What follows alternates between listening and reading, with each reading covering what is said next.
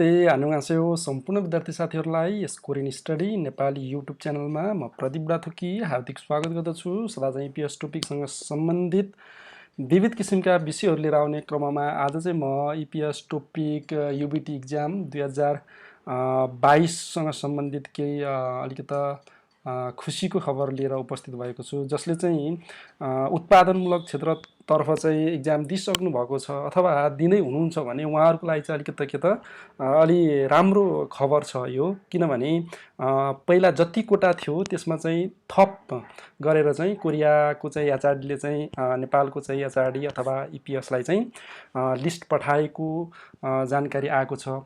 यसले गर्दाखेरि के हुन्छ भने अब भाषा पास गर्नको लागि चाहिँ अलि कटलाइन चाहिँ निश्चित रूपमा चाहिँ अलिकति कम हुने हुनाले यो चाहिँ एकदमै राम्रो खबर हो। हेरौँ के भनेको छ त इपिएस ले चाहिँ निकालेको छ। श्रम रोजगार तथा सामाजिक सुरक्षा मन्त्रालय वैदेशिक रोजगार विभाग इपिएस कोरिया शाखा ग्वारको ललितपुर भनेको छ।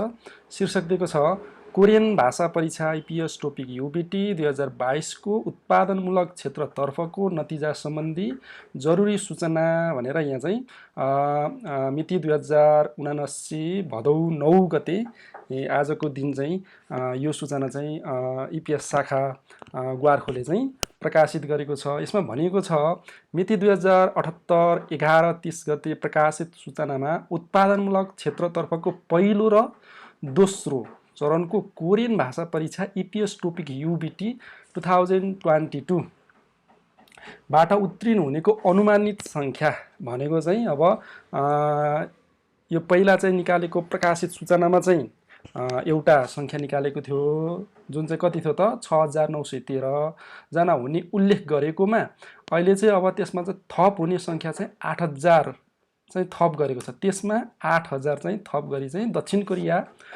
ले चाहिँ प्रक्रिया चाहिँ अघि बढाउन रोस्टरमा चाहिँ के त सूचीकृतको लागि चाहिँ के त उसले चाहिँ पठाएको छ भन्ने कुराहरू छ। अब यसमा चाहिँ अलिकति डिटेलली कुरा यहाँ तल के दिएको छ भने क्षेत्र उत्पादनमूलक भयो, म्यानुफ्याक्चरिङ भयो। अब चरणहरुमा पहिलो दोस्रो छ।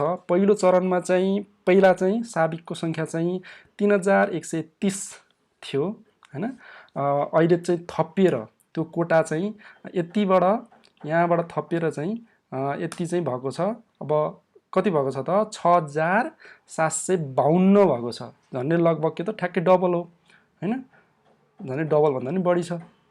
त्यसपछि दोस्रो चरणको लागि चाहिँ 3783 मा चाहिँ अब के हो त यहाँ त 8161 भनेपछि त यो त धेरै नै भयो। यसले गर्दाखेरि के हुन्छ भने तपाईहरुको कट लाइन चाहिँ एकदमै कम हुन्छ है। यो त पहिले भनेको छ नि त कम्पिटिसनको आधारमा चाहिँ कट लाइन चाहिँ हुने यति उति भन्ने हैन हैन।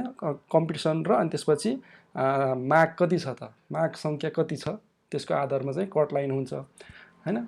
मेरिट सिस्टम हुन्छ। त्यो कारणले गर्दाखेरि अब यसपालि चाहिँ फर्म भर्ने मान्छेहरु चाहिँ के त एकदमै के त लकी मान्छेहरु हुन् है त। पहिलाको तुलनामा चाहिँ एकदमै लकी मान्छेहरु हुन्। कसरी भन्दाखेरि पहिला चाहिँ फर्म भर्ने मान्छेहरु पनि बढी हुन्थे हो, अनि तपाईको स्किल टेस्टहरु पनि हुन्थ्यो। यसपालि त स्किल टेस्टहरु पनि छैन। त्यसपछि यसरी कोठा थपिएर आयो हैन। यसले गर्दा धेरै राम्रो। अब यसपालि तपाईहरुको चाहिँ अब स्किलमा भन्ने कुरा त्यही कलर भिजन टेस्ट हुन्छ हैन। त्यो कुरा मैले एउटा भिडियो पनि बनाएर राखेको छु, त्यहाँ गएर हेर्नु होला कस्तो कस्तो कुराहरु चाहिँ त्यहाँ हेरिन्छ। र तपाईहरु सम्पूर्णलाई चाहिँ बेस्ट विशेस दिन चाहन्छु र इक्जाम दिइसक्नु भएकाहरुलाई चाहिँ राम्रो रिजल्टको चाहिँ कामना गर्न चाहन्छु। र आगामी दिनहरुमा तपाईहरुको सबैजनाको चाहिँ रिजल्ट एकदमै राम्रो होस् र इक्जाम दिइसक्नु भएकोहरुको चाहिँ अब रिजल्टको चाहिँ पर्खाइ भयो हैन।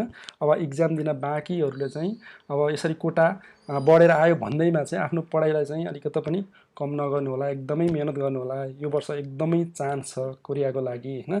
त्यसकारणले गर्दा एकदम मेहनत गर्नु होला। बेस्ट विशेस दिँदै आजको यस यो एपिसोडबाट चाहिँ म बिदा हुन चाहन्छु। हस्त नमस्ते।